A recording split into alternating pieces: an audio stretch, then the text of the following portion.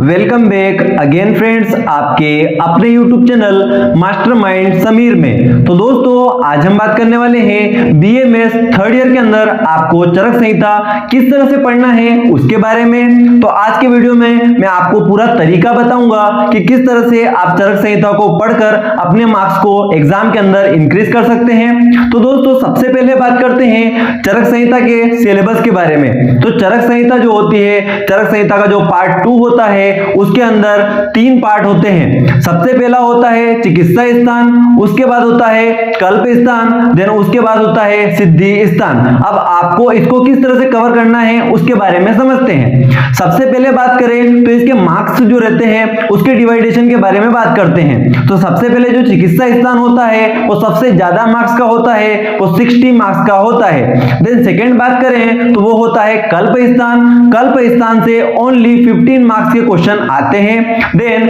Next बात करें सिद्धि स्थान, तो सिद्धि स्थान से 25 नंबर के क्वेश्चन हमसे एग्जाम में पूछे जाते हैं। तो दोस्तों इस तरह से इसका मार्क्स डिवाइडेशन रहता है। तो सबसे ज्यादा मार्क्स का होता है चिकित्सा स्थान, देन उसके बाद होता है 25 नंबर का हमारा सिद्धि स्थान, और लास्ट में सबसे कम नंबर 15 नंबर का होता है हमारा कल्प स्थान। अब दोस्तों समझते हैं कि किस तरह से आपको पढ़ना चाहिए। तो पहली चीज मैं बात करूंगा तो सबसे पहले हम फोकस करते हैं चिकित्सा स्थान के ऊपर, क्योंकि सबसे ज्यादा नंबर का यही है। तो सबसे पहली चीज हमारी प्रायोरिटी जो रहेगी वो कौन रहेगा? चिकित्सा स्थान। अब चिकित्सा स्थान को भी आपको किस तरह से पढ़ना है उसको मैं आपको समझाता हूं। चिकित्सा स्थान के अंदर क्या होता है, बहुत सारी आपको डिजीज दी गई है। इसके अंदर 30 स्थान टोटल है जिनको हमको पढ़ना पड़ता है, 30 चैप्टर टोटल है जिनको हमें पढ़ना पड़ता है। अब किस तरह से पढ़ना है वो मेन चीज है जो मैं आपको समझाने वाला हूं। दोस्तों हम क्या करते हैं, हमारा जो ईयर वाइज बीएमएस रहता है उसको समझते हैं। सबसे पहले आपने बीएमएस फर्स्ट ईयर के अंदर क्या पढ़ते हैं हम, सबसे पहले नॉर्मल आपको डिजीज के बारे में बताया जाता है कि ये आयुर्वेद के अंदर डिजीज होती है। देन हम सेकेंड ईयर के अंदर जाते हैं तो वहां पे हमको पता चलता है कि संप्राप्ति क्या होती है, इसकी पैथोजेनेसिस क्या होती है डिजीज की, तो वो हमें पता चलता है। देन आप जैसे ही थर्ड ईयर के अंदर आते हैं तो यहां पर इंक्लूड हो जाती है चिकित्सा, साथ में जो भी डिजीज आप पढ़ के आए हैं प्रीवियस ईयर में, तो यहां पर क्या हो जाता है चिकित्सा ऐड हो जाती है। अब दोस्तों जैसे हम गेम खेलते हैं और गेम के अंदर एक लेवल के बाद एक लेवल धीरे धीरे बढ़ता जाता है, और जैसे जैसे लेवल कठिन हो जाता है, ठीक हमारे यहाँ पर जो चरक संहिता है उसके अंदर भी ठीक इसी तरह से कंडीशन डेवलप हो रही है। सबसे पहले क्या हो रहा है, फर्स्ट ईयर के अंदर हमने देखा कि नॉर्मल हमको डिजीज के बारे में पता चल रहा है कि आयुर्वेद की डिजीज है। देन सेकेंड ईयर में गए तो हमने क्या पढ़ा, उसके अंदर उसकी संप्राप्ति के बारे में पढ़ा, पैथोजेनेसिस के बारे में पढ़ा, क्या भेद होते हैं उसके बारे में पढ़ा। थर्ड ईयर जो है हल्का सा इसको इंप्रूव किया गया है, और इसके अंदर क्या हो रहा है, जो चिकित्सा स्थान है उसके अंदर हमको देखने को मिलता है कि जो डिजीज है उसकी हमें भेद देखने को मिल रहे हैं, निदान देखने को मिल रहे हैं। जो सेकेंड ईयर की लगभग सभी चीजें थी वो सभी देखने को मिलेगी, लेकिन यहाँ पर एक एक्स्ट्रा पॉइंट और जुड़ जाता है चिकित्सा। अब चिकित्सा को आपको किस तरह से पढ़ना है, दोस्तों पहली चीज तो ये बताने देना चाहता हूं कि कोई भी डिजीज आप जो 30 चैप्टर यहाँ पर पढ़ने वाले हैं इसके अंदर जो भी डिजीज आएगी उसके अंदर ज्यादातर एग्जाम में क्या पूछा जाता है उसके बारे में पहले बता देता हूं। सबसे ज्यादा पूछा जाता है आपका बेसिक चीजें। बेसिक चीज क्या, निदान, पूर्व रूप, संप्राप्ति, भेद, इन्हीं से ज्यादा क्वेश्चन पूछे जाते हैं जो कि आप ऑलरेडी सेकेंड ईयर के अंदर कवर करके आ चुके हैं। तो अब बात आती है चिकित्सा की, तो चिकित्सा हमें किस तरह से पढ़ना है वो चीज बताता हूं। यहां पर आप देखेंगे ज्वर के अंदर 20 से 30 पेज की आपको चिकित्सा दे रखी है। अब स्टूडेंट यहां पे आके कंफ्यूज हो जाता है कि हमें 30 पेज की चिकित्सा याद करना है या नहीं करना है, या जो बेसिक दिया गया है उसको मैं याद करूं। तो मेनली मैं बताना चाहूंगा कि आप फोकस करें बेसिक के ऊपर, क्योंकि ज्यादातर क्वेश्चन अगर पूछे गए हैं तो वो बेसिक के ऊपर ही आते हैं। आपसे पूछ लिया जाएगा ज्वर के भेद पूछ लिए जाएंगे, अतिसार की संप्राप्ति पूछ ली जाएगी। अचानक से मतलब एकदम से आपसे कोई भी चिकित्सा नहीं पूछेगा। और आपको पढ़ना कितना है, तो जैसे ज्वर के अंदर मैं बात कर रहा हूं कि 20 से 30 पेज आपको दे रखे हैं, तो उसके अंदर आपको एक शॉर्ट चिकित्सा बनानी है। जैसा कि मेरे प्रीवियस वीडियो आप देखेंगे मैंने ज्वर के ऊपर बनाया है, प्रमेय के ऊपर बनाया है, रक्त पित्त का बनाया है। तो उसके अंदर मैंने क्या किया है, बेसिक चीजें ऑल ओवर बताइए, लेकिन जब मैं चिकित्सा पे आता हूं तो ओनली 1-1.5 पेज की मैं चिकित्सा बताता हूं। उसके अंदर भी क्या, सबसे पहले हम बात कर रहे हैं कि डिजीज के अंदर वमन, विरेचन, पंचकर्मा कौन कौन सा हो रहा है उसके बारे में बता दिया। फिर उसके बाद में पथ्य अपत्य क्या होता है उसके बारे में आपने बता दिया।